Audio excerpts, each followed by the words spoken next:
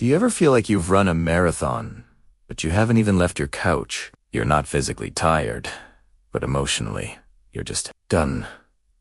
This feeling is called emotional exhaustion, and it's more common than you think. It's that state where you feel completely drained, like your emotional well has run dry. But what's really going on in our minds when we feel this way? Let's dive into the psychology behind it. First, let's understand what causes this. Emotional exhaustion often stems from long-term stress. It could be from a demanding job, a difficult relationship, or caring for a loved one. Think of your emotional energy, a battery. Every day, you use this battery to handle challenges, make decisions, and interact with people. But if you're constantly drawing power without ever recharging, that battery is going to die. This is what chronic stress does. It keeps you in a state of high alert, constantly draining your emotional resources until there's nothing left. One major psychological factor is a lack of control. When we feel like we're just passengers in our own lives, tossed around by events we can't influence, it's incredibly draining. This feeling of helplessness can lead to what psychologists call learned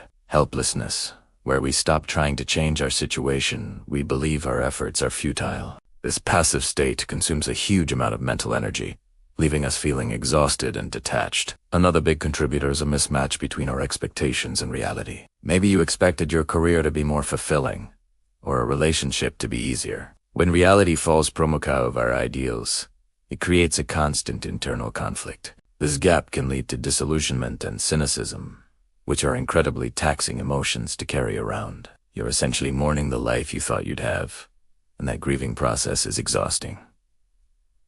So, how do we recharge our emotional battery? The first step is acknowledging the feeling without judgment. It's okay to feel this way. It's a signal from your body and mind that something needs to change. It's not a sign of weakness. It's a sign that you've been strong for too long. Next, it's crucial to set boundaries. Peace is the most important and the hardest part. Saying no isn't selfish. It's self-preservation. You need to protect your energy. This means limiting your exposure to draining people or situations. It might mean turning off work notifications after 6 p.m. or deciding not to engage in every argument. Boundaries create a safe space for you to recharge. Practicing self-compassion is also key.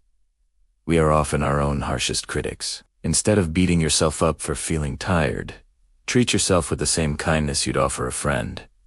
Ask yourself, what do I need right now? Maybe it's a quiet evening with a book, a walk in nature, or just permission to do nothing at all. Small acts of kindness towards yourself can slowly refill your emotional reserves. Finally, reconnecting with your values and finding meaning can be a powerful antidote. Emotional exhaustion often happens when we're living a life that isn't aligned with who we are. What brings you a sense of purpose or joy? It doesn't have to be some grand, world-changing mission. It can be as simple as a hobby you love, spending time with people who uplift you, or contributing to a cause you care about. When your daily actions align with your core values, they stop feeling like chores and start feeling energizing. Feeling emotionally tired is a serious signal. If these feelings persist, it's really important to reach out to a mental health professional. They can provide you with tools and support tailored to your specific situation. Remember, you don't have to go through this alone. Thanks so much for watching. If you found this helpful, give it a like and subscribe for more content on psychology and well-being. Take care of yourselves.